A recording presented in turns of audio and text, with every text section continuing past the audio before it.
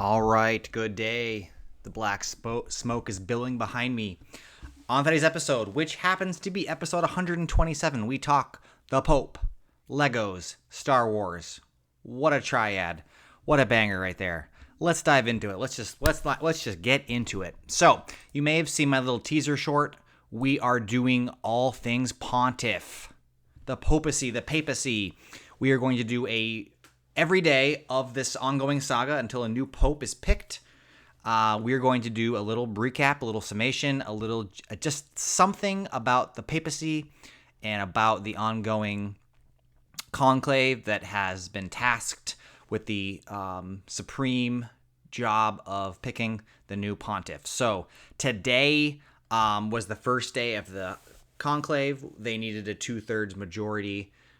They did not. And so when they burned the ballots, the black smoke billowed and the world waits again. They will meet again tomorrow. I guess these guys are probably not paid hourly, but it could take a little while. On tomorrow's episode, I will talk more about historically how long it could possibly take.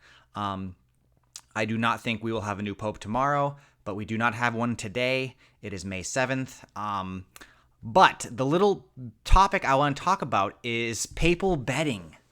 Yes, I was before I actually did some research, I was very confident that traders were betting millions on who would be the next pope.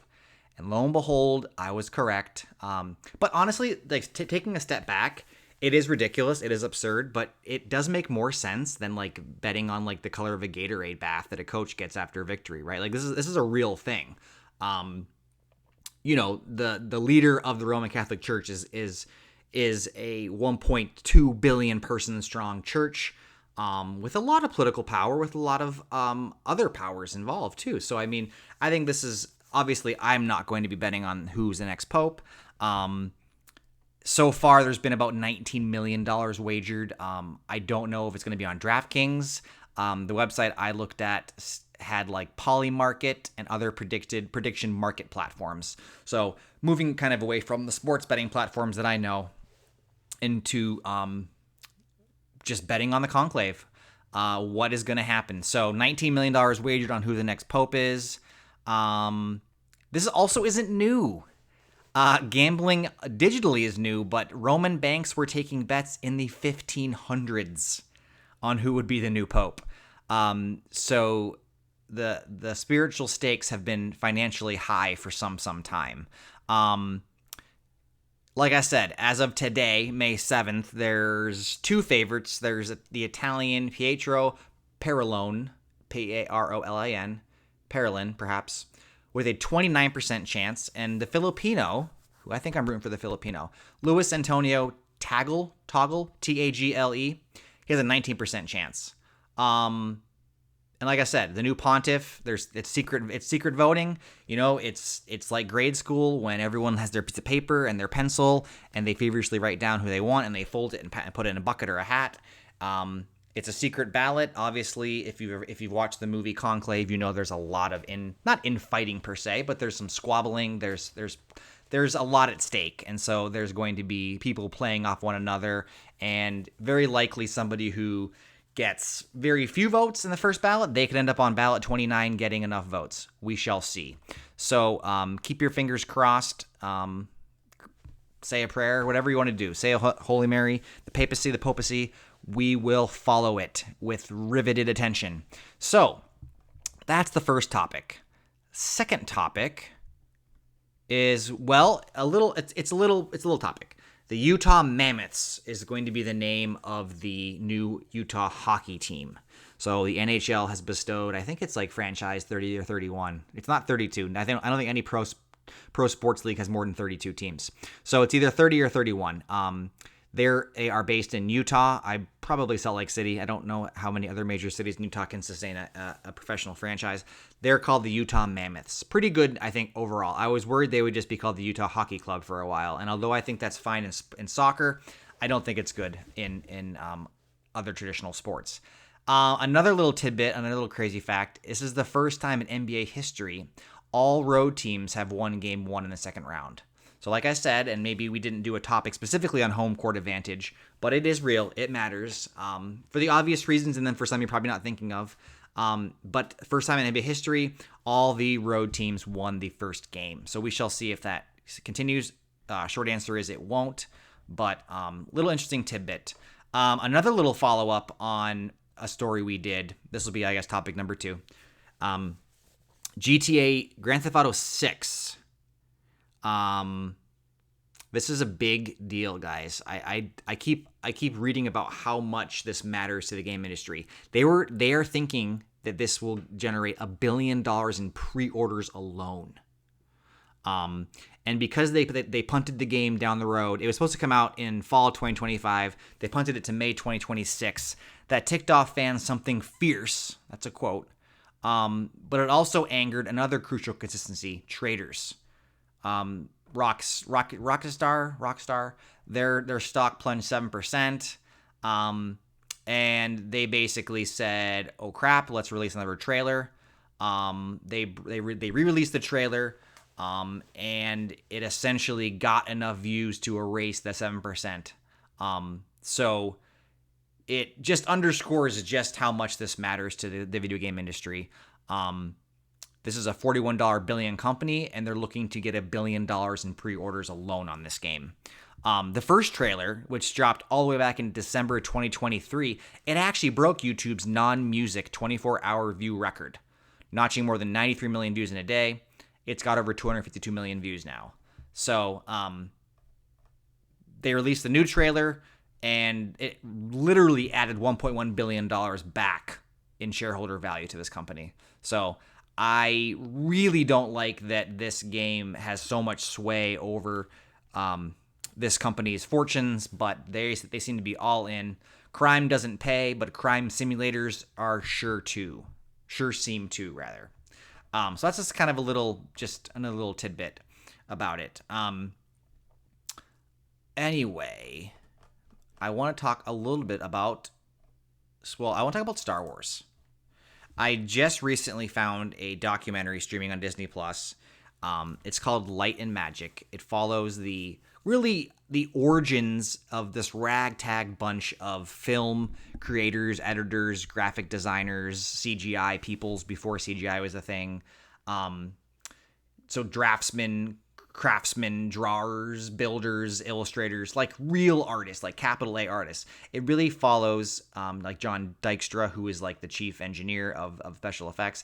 It really follows this ragtag bunch and just really outlines just what a monumental task the filming of Star Wars A New Hope was. 1977. We forget that movie still looks good. It has almost no right to look as good as it does. They just showed us briefly how they filmed. There's a famous scene early on where there's an escape pod that's jettisoned, and it pushes out towards the viewer. And they just kind of went through like what went into making that not even 3-second shot, and just the labor of love and the intensity. I've talked about my love of process and about craftsmen and how much they pour into the craft of just making something that really doesn't matter. I mean, movies, I hate to say they don't matter, but I mean, I don't mean that in a derogatory or pejorative sense, but they are just movies. They are just entertainment.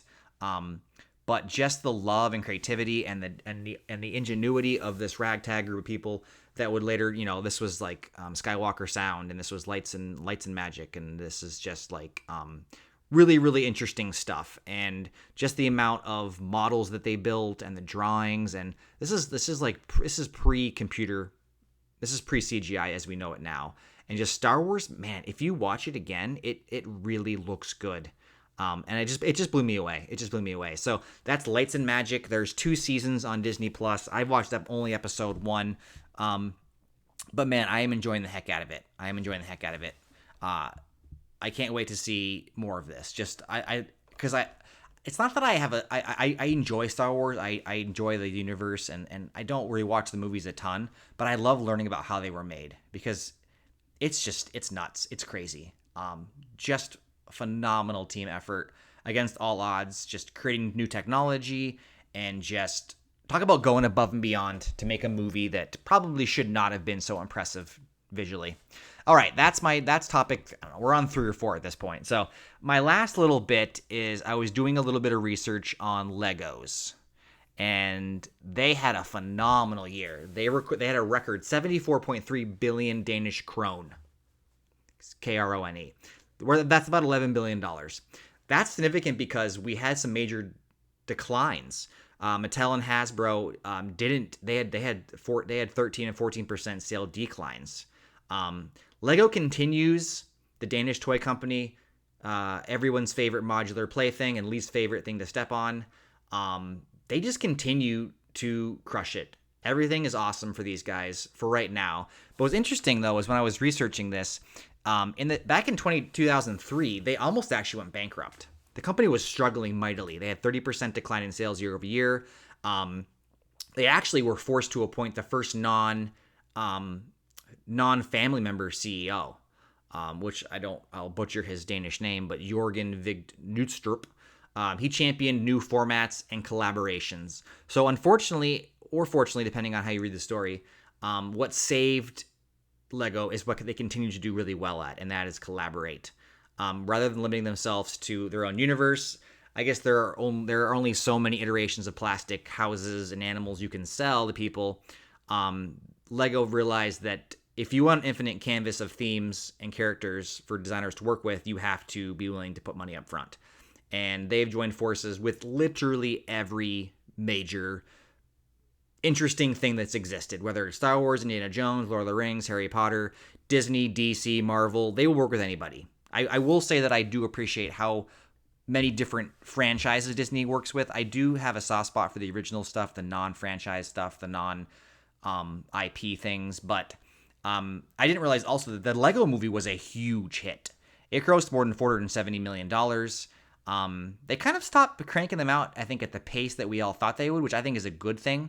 They realized that if they oversaturate the market with Lego movies, at some point there will be a backlash. Also didn't realize that their Lego Batman video game and Lego Star Wars video games, Lego Star Wars sold more than 50 million copies on its own. They also partnered with Adidas, Levi's, IKEA, and they also did a huge thing with Fortnite to kind of create their own sort of sandbox building environment, sort of a la King to Minecraft in certain ways. And apparently, I guess the big news that I've totally buried the lead was that they are going to build up their own in-house video game production studio. Because if you think about it, all of these different franchises, many of which are already video games and movies of themselves, they can just Legofy them, and people will probably buy them. Apparently, Legoland New York just opened up again. Legoland Shanghai is opening up. The Botanicals, the Icon series, right? Those very high-end, adult-priced Legos are just crushing it.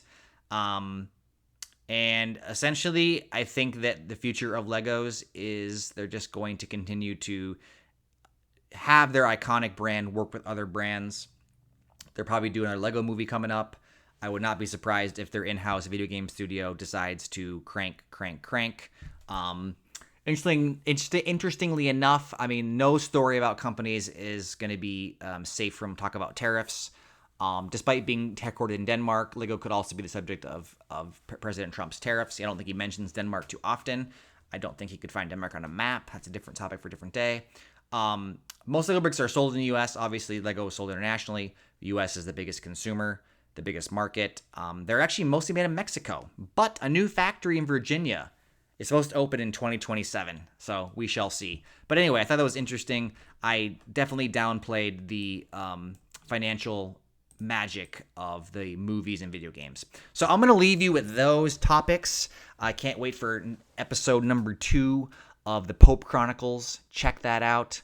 At some point, we'll have a new pope, and then I'll have to segue and pivot into something else involving smoke and mirrors, I guess. So until then, I will see you guys tomorrow. Good night.